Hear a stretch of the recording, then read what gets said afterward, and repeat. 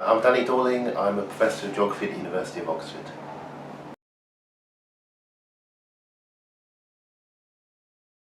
I became interested in inequalities because I saw what was happening around where I lived when I was about 8, 9 and 10 years old. I now know because I've looked back, I happened to grow up in an area which was very divided.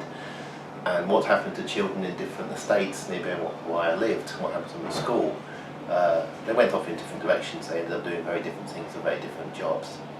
And that just fascinated me. But it was growing up in a particular part of Oxford which had posh and poor areas right next to each other.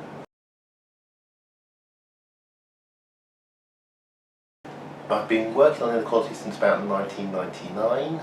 There was very little interest really in the late 90s and the early 2000s. People thought everything can only get better with Tony Blair, and then everything didn't all get better, and interest has really just escalated since about 2009, 2010, and with the crash, of course, people are very, very interested because so many people's lives have got worse while the rich have got richer and richer.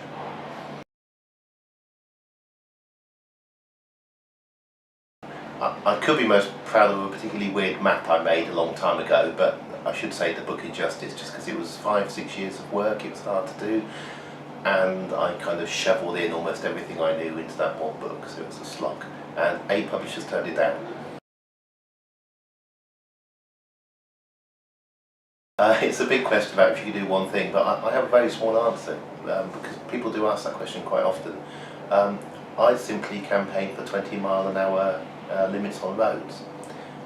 If you can reduce cars down to 20 instead of going at 30, it's much, much safer for people. But it also makes the atmosphere around people's homes better. But it also shows people that you can actually change things. You can get something different. You don't have to put up with a few motorists who really like speeding around your town. You don't have to let selfish people always win. So 20 mile an hour in towns and cities, near schools, near shops.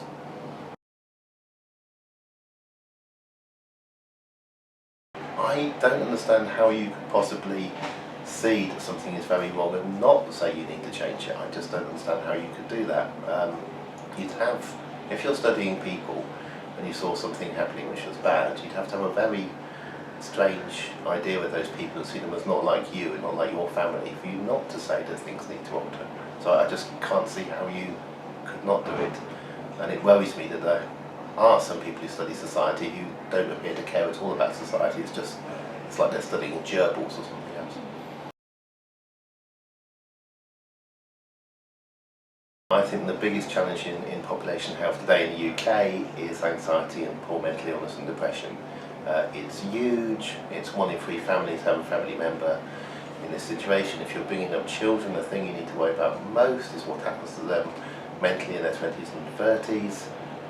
It's hidden, it's embarrassing, people don't talk about it, but the rate at which people are popping pills and cannot cope or are pretending to cope at work but not really coping is an absolute disaster.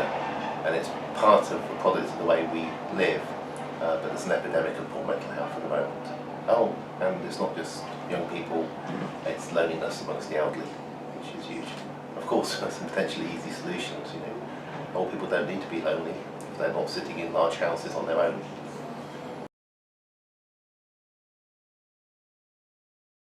I've had hardly any jobs apart from academia.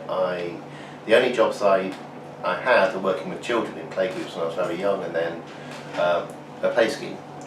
So every summer I'd work on a play scheme. These things used to exist. The council would pay young people to play in the park with children and to find them footballs and other things. By the time I was 21 I was running a play scheme, and so I would do that, helping people play and have fun.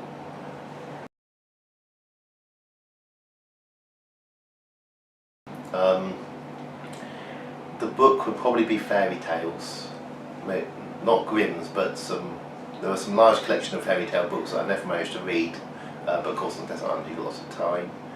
The album would probably be the theme tune to Brick Lane, just because I like it, and the movie would be The Matrix because I quite like conspiracy theories.